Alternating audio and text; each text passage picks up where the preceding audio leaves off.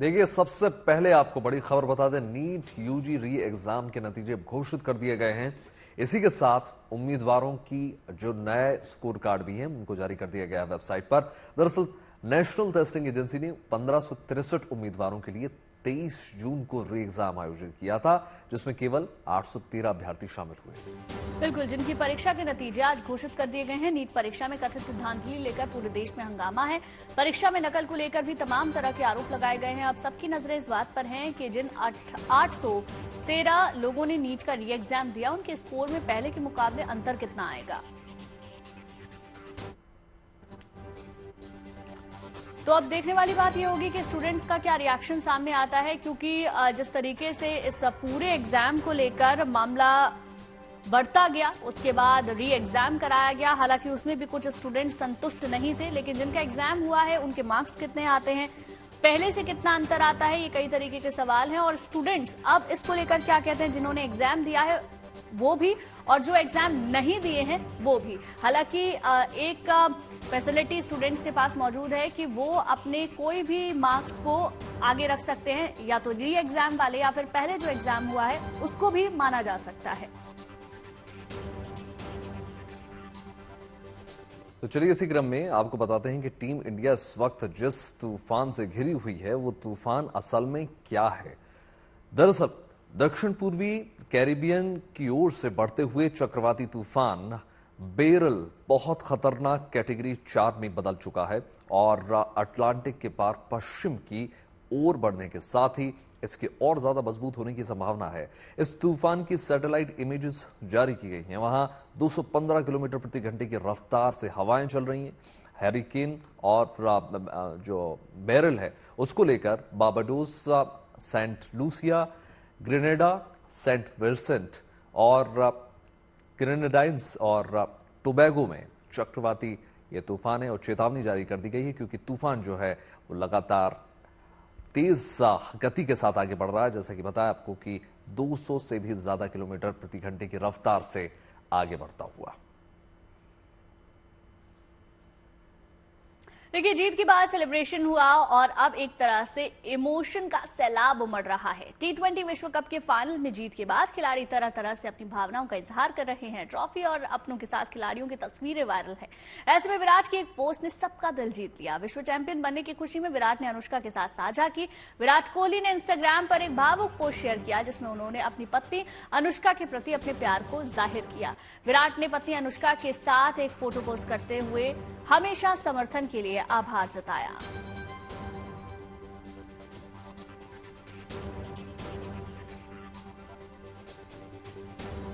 और चलिए अब बात कर लेते हैं अमरनाथ यात्रा की। जम्मू कश्मीर में बाबा बर्फानी के दर्शन के लिए भक्तों का तांता लगा हुआ है। अमरनाथ यात्रियों का दूसरा जत्था पवित्र गुफा की ओर पहुंच चुका है।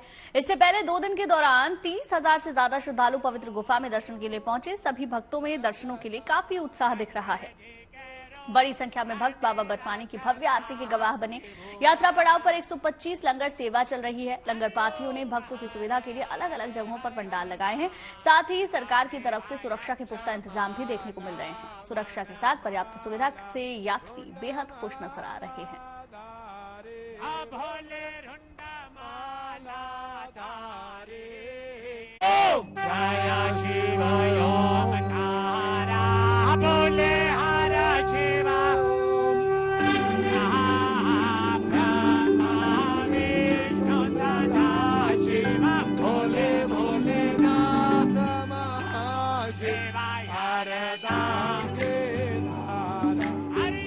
ये बाबा बर्फानी के धाम से आई भक्ति और आस्था की सबसे ताजा तस्वीर है।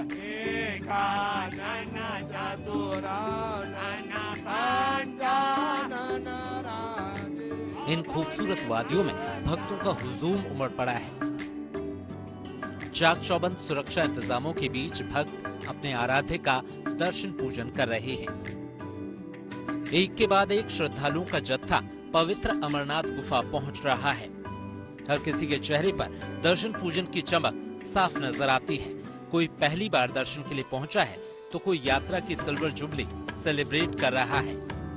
ये मेरी 25 यात्रा हो चुकी है और जब भी आता हूँ प्रफुल्लित होकर जाता हूँ। अपने साथ ग्रुप ले आता हूँ और सभी बड़े तन मन से धन से बड़ी सेवा में लगे हैं और यहाँ के जो श्राइन बोर्ड की जो सारी जितने भी टेंट कैंप लगे जो हमारी सेवा में लगे हैं तत्पर बहुत अच्छी तरह खूबसूरत से हमारी सेवा करते हैं, हर तरह की सुविधा मिलती है। और कन्वेंस वगैरह बहुत अच्छा, जो मिलिट्री का यहाँ का योगदान हमारे साथ है, जो हमारे साथ सहयोग देके चलते हैं, इन्हीं की बदौलत हम लोग यात्रा पे सफल होते हैं। खुशी है, बहुत खुशी है। हम बहुत अपने लिए भोलेनाथ के दर्शन करके खुश नसीब समझते हैं। आलम यह है कि शुरुआती 2 दिनों में करीब 30,000 श्रद्धालुओं ने बाबा बर्फानी के दर्शनों का लाभ उठाया है। अभी तक फिलहाल 2 दिन में मौसम ने काफी साथ दिया है श्रद्धालुओं का, मौसम बेहतर है और अमरनाथ यात्रा जो है फिलहाल बहुत अच्छी तरह से चल रही है। और अभी तक अगर हम 2 दिन की बात करें, 30,000 श्रद्धालु अमरनाथ गुफा पहले ही 2 दिन के दौरान पहुंच चुके हैं। शनिवार यानी 29 जून से पवित्र यात्रा का शुभारंभ हुआ। पहले दिन 13,000 से ज्यादा श्रद्धालुओं ने बाबा बर्फानी के दर्शन किए, जबकि रविवार को 14,717 श्रद्धालुओं ने बाबा बर्फानी के दर्शन किए।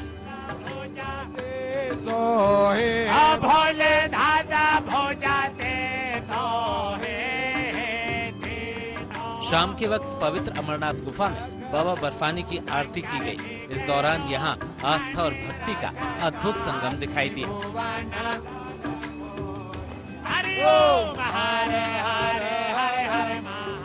गांदरबल के बालटाल और पहलगांव के नुनवान बेस कैंप में दर्शन के लिए पहुंचे तीर्थयात्रियों के लिए बेहतरीन सुविधाएं उपलब्ध कराई गई हैं।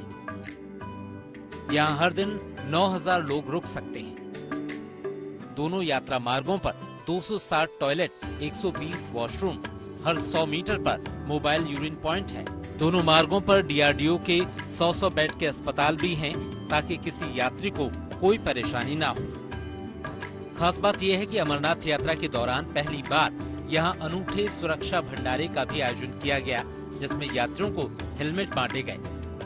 जो यात्रा जाती है, पैदल यात्रा है, 32 किलोमीटर का ट्रैक है, दुर्गम काफी रास्ता है, पहाड़ी रास्ता है, कई जगह पत्थर नीचे आ जाते हैं, तो उससे बचने के लिए, यात्रियों की सेफ्टी के लिए जो है इस साल हेलमेट इंट्रोड्यूस हुआ है। जैसे आप देख सकते हैं, ये हेलमेट जो है यहाँ पे एक अलग लंगर, हेलमेट्स का लंगर है। हालांकि हमने अभी तक देखा है कि खाने पीने के लंगर लगते हैं, लेकिन यहाँ इस बार जो है हेलमेट बांटे जाएंगे। जितने भी यात्री जो है चंदनवाड़ी से होते हुए गुफा की तरफ जाएंगे, उनको सुबह सवेरे ये हेलमेट्स दी जाएंगी। इस बार अमरनाथ यात्रा के रास्ते में 125 लंगर लगाए गए हैं। 6,000 वॉलंटियर तीर्थ यात्रियों की मदद के लिए तैनात किए गए हैं। सुरक्षा को मजबूत करने और ट्रैफिक की परेशानी को दूर करने के लिए उधमपुर से बनियाल तक नेशनल हाईवे पर 10 CCTV पॉइंट बनाए गए हैं, जहां से लगातार निगरानी की जा रही है। अमरनाथ यात्रियों की सुरक्षा के भी पुख्ता इंतजाम किए गए हैं। गांदरबल और पहलगाम रूट में हाई सिक्योरिटी की तैनाती है। दोनों रूट के हाई सिक्योरिटी पॉइंट्स पर पुलिस की 13, SDRF की 11, NDRF की 8, BSF की 4 और CRPF की 2 टीमों की तैनाती है। साथ ही पैरामिलिट्री की 635 कंपनियां भी तैनात हैं।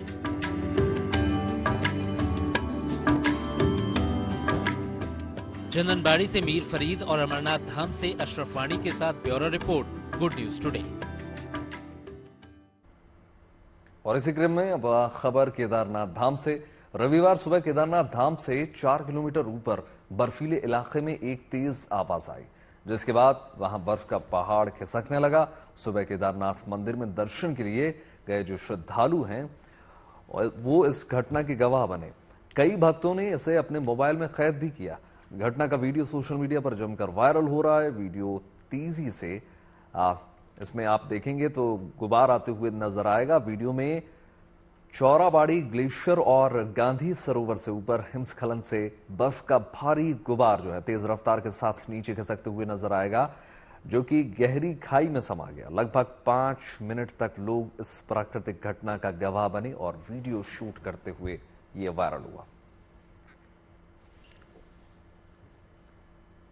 पहले लोगों ने शिद्दत से मानसून का इंतजार किया और अब जब मानसून आ गया है तो लोग इंद्रदेव से थोड़ा थमने की दुआ मांग रहे हैं। मानसून की वजह से देश के कई इलाके पानी पानी हो रखे हैं। दक्षिण से लेकर उत्तर भारत तक बारिश हो रही है। गुजरात में तो इतनी बारिश हुई कि कई शहरों में बाढ़ जैसे हालात पैदा हो गए हैं।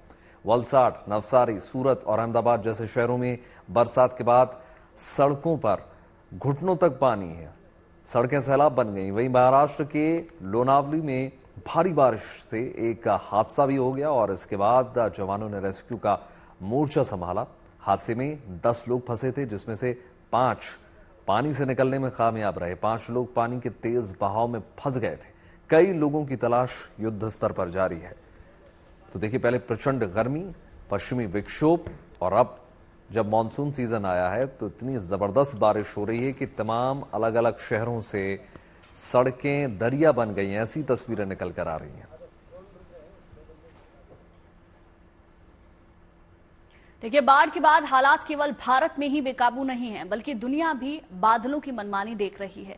आपको अब लिए चलते हैं 7 समंदर पार। अमेरिका में बाढ़ से हाहाकार वहां मचा हुआ है। वहां के न्यू मैक्सिको राज्य में तूफान और भारी बारिश की वजह से निचले इलाकों में पानी भर गया। सड़कों पर सैलाब का कब्जा है। लबालब भरी सड़कों पर गाड़ियां बेबस नजर आ रही हैं। कई गाड़ियां बाढ़ के पानी में फंसी हुई हैं।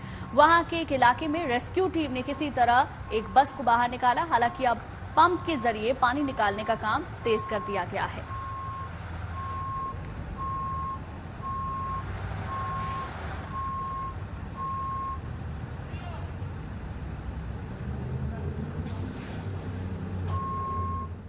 और देखिए, पड़ोसी देश चीन भी बाढ़ से हाहाकार कर रहा है। वहां के गुइझोउ प्रांत में कई इलाकों में पानी की चपेट नजर आ रही है। इतना पानी की सड़कें दिखनी पूरी तरीके से बंद हो चुकी हैं। कई जगह तो सड़कें जो है पानी के तेज बहाव के कारण बह गई।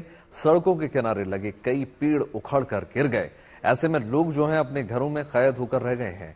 आलम यह है कि वहां की नदियां खतरे के निशान से ऊपर बह रही हैं। लोगों को नाव और रस्सियों के जरिए रेस्क्यू किया जा रहा है। तमाम तस्वीरें देखिए, किस प्रकार से सड़कें भी क्षतिग्रस्त हैं, उनको किस प्रकार से मरम्मत किया जा रहा है।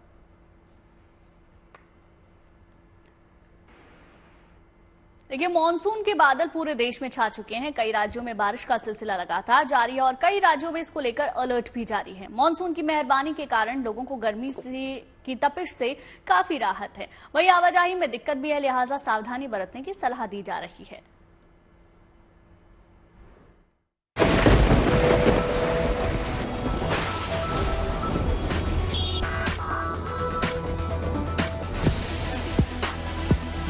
आसमान में बादल, झमाझम बरसात, ऐसा लग रहा है जैसे दिन में ही हो गई रात।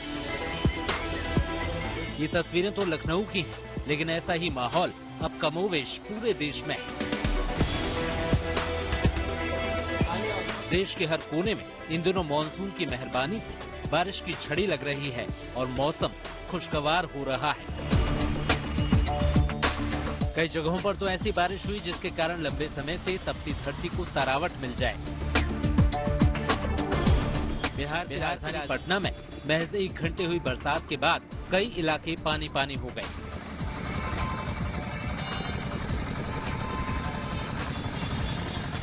वहीं पश्चिम भारत के गुजरात में भी रविवार से हो रही बारिश के बाद कुछ ऐसा ही हाल दिख रहा है। ये तस्वीरें अहमदाबाद की हैं। बारिश के कारण एक तरफ गर्मी से राहत है तो दूसरी ओर सड़कों पर भरा पानी और इसके चलते कहीं कहीं आवाजाही में भी दिक्कत हो रही है।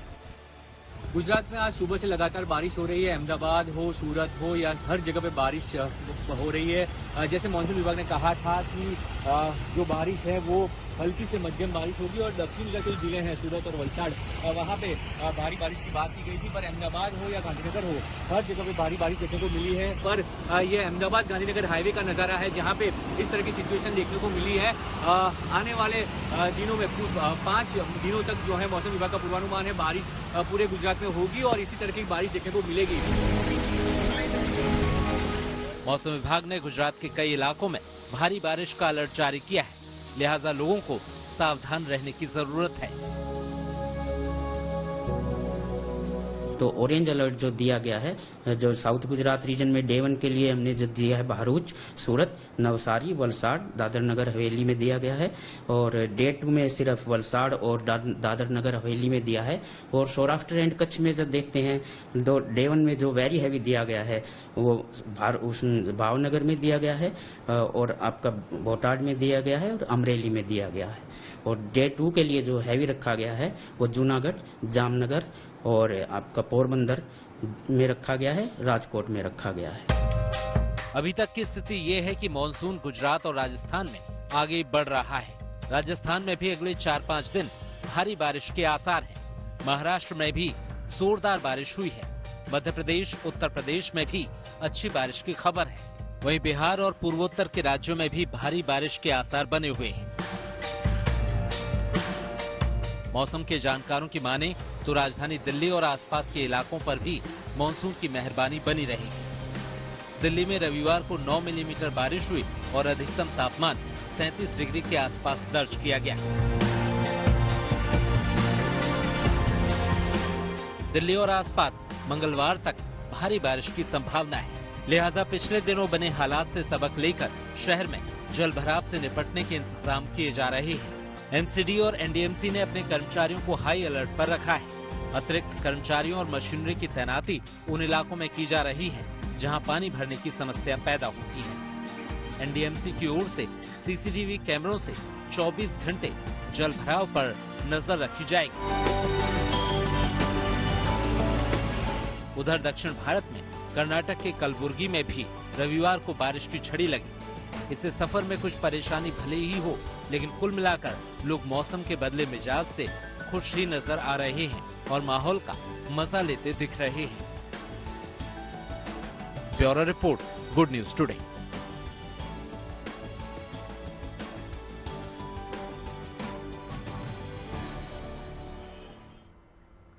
और आइए अब आपको हरियाणा के करनाल का एक वीडियो दिखाते हैं। वहां तेज बारिश के बीच सड़क बनाने का एक वीडियो जो है सोशल मीडिया पर जमकर वायरल हो रहा है। इस वीडियो में मजदूर जो हैं तारकोल से सड़क बनाते हुए नजर आएंगे आपको। बारिश की मोटी मोटी बूंदों के बीच ठेकेदार और मजदूर बेखौफ होकर सड़क बनाने में जुटे हुए हैं। बाद में वीडियो वायरल होने के बाद काम को रोक दिया गया।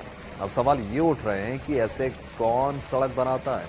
साथ ही इस तरह बनाई जा रही सड़क की गुणवत्ता पर भी सवाल उठ रहे हैं कि ये कितनी टिकाऊ होगी, क्योंकि बारिश में सड़क तो बन रही है लेकिन साथ ही साथ वो धुल भी रही है। सवाल तमाम है, लेकिन वीडियो जो है सोशल मीडिया पर ना सिर्फ सर्कुलेट हो रहा है बल्कि वायरल भी हो रहा है।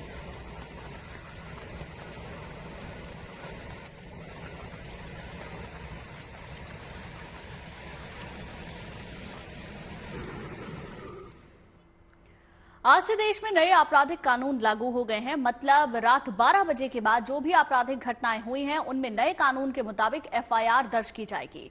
नए कानून में वैसे तो बहुत बदलाव हुए हैं जिनके बारे में हम आपको विस्तार से बताएंगे, लेकिन नए कानून की जरूरत क्यों पड़ी और इसकी खास बात क्या है ये पहले आप जान लीजिए।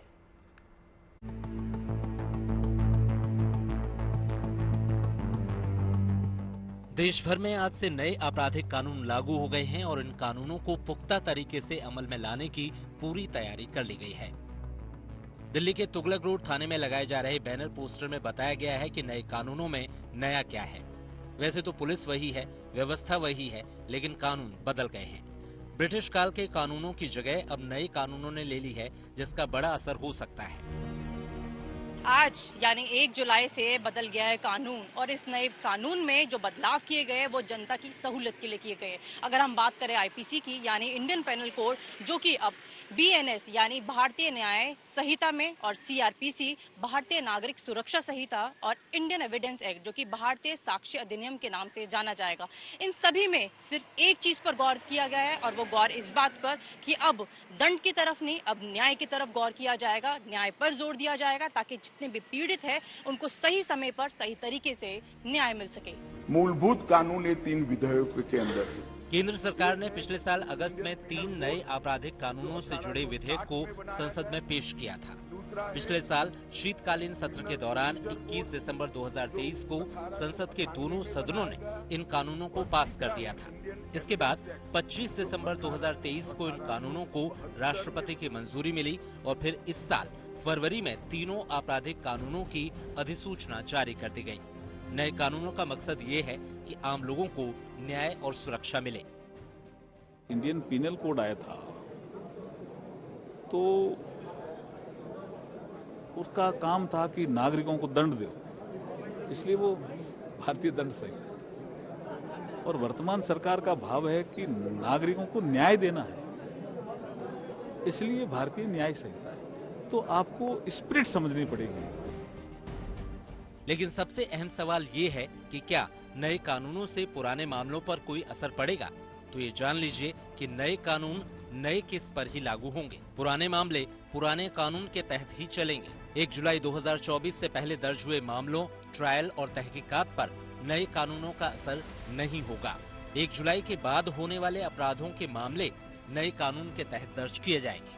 देखिए, क्रिमिनल एक्ट जो है, क्रिमिनल कानून कभी रेट्रोस्पेक्टिव इफेक्ट से लागू नहीं होता। तो जो भी इसमें ये देखा जाए कि कोई भी ऑफेंस जो हुआ है वो किस डेट को हुआ और किस टाइम पे हुआ है। यदि वो 1 जुलाई 2024 का जो 12 बजे का समय है उसके जस्ट बाद होगा, तब तो उस पर जो न्यू क्रिमिनल लॉ है, BNS और BNSS, इन सारी चीज़ों के प्रोविजंस लागू होंगे। जो ऑफेंस पहले से हो रखे हैं, बेशक यदि उस पर मुकदमा दर्ज ना भी हुआ हो तो उस पर पुराने कानून के हिसाब से मुकदमा दर्ज होगा। खास बात यह भी है कि नए कानूनों में कई केस में लगने वाली धाराओं का क्रम बदल गया है, इसलिए नया क्रम याद रखना होगा। पुलिस कर्मियों, वकीलों और जजों को नए और पुराने दोनों कानूनों की जानकारी रखनी होगी। लिहाजा खासतौर से दिल्ली में इस सिलसिले में पुलिस कर्मियों की ट्रेनिंग का काम तेजी से चल रहा है, ताकि मामलों की जांच पड़ताल और आगे की कार्रवाई में कोई परेशानी न हो।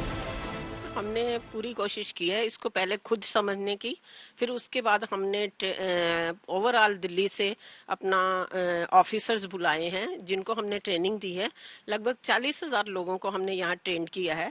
BNS के अकॉर्डिंगली और BNSS उनको बताया गया है कि दोनों लॉज में कितना डिफरेंस है और कहाँ कहाँ ये यूज हो सकते हैं। अगर उनके पास कल को कोई नया पुराना केस आ जाता है तो जिसके अंदर IPC के सेक्शंस होंगे, तो उनकी अगर बच्चों को जानकारी ही नहीं होगी तो वो BNS से उनका अकेले से काम नहीं चल सकता। इसलिए एक टाइम रहेगा, टाइम फ्रेम के लिए वो चीजें हमें दोनों साथ साथ पढ़ानी पड़ेंगी कुछ टाइम के लिए, ताकि बच्चों को IPC की भी नॉलेज रहे और साथ साथ BNS की भी नॉलेज रहे। नए कानूनों में क्या क्या नया है और इन नए कानूनों का दायरा कितना व्यापक है, ये भी हम आपको बताएंगे। देखना ये होगा कि पीड़ितों को न्याय और दोषियों को माकूल दंड दिलाने के लिए इनका कितना सकारात्मक और सार्थक असर होता है। दिल्ली से मनीषा लड्डा के साथ bureau report, good news today.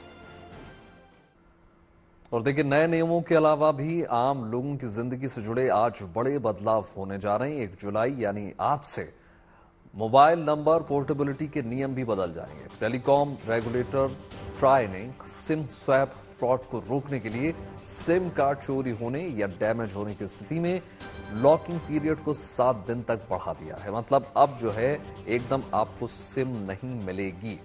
अब आपको अपना मोबाइल रिचार्ज कराने पर ज्यादा पैसे देने होंगे। ऐसा इसलिए क्योंकि रिलायंस जियो, वोडाफोन आइडिया और एयरटेल ने अपने टैरिफ बढ़ा दिए हैं। अगर आपका पंजाब नेशनल बैंक में खाता है और उसे आपने लंबे समय से यूज नहीं किया है तो वो 1 जुलाई से काम नहीं करेगा, बंद हो जाएगा। बैंक ने अपने नोटिफिकेशन में कहा है कि 30 अप्रैल 2024 तक जिन खातों को इस्तेमाल किए हुए 3 साल से ज्यादा वक्त बीत गया है, उस तरह के खाते को बैंक अब 1 महीने के भीतर पूरी तरीके से बंद कर देगा। उम्मीद करते हैं शुभ समाचार में आपके दिन की शुरुआत अच्छी खबरों के साथ हुई होगी। बिल्कुल, देश और दुनिया की तमाम पॉजिटिव खबरों के लिए यूं ही जुड़े रहिए गुड न्यूज टुडे के साथ। नमस्कार।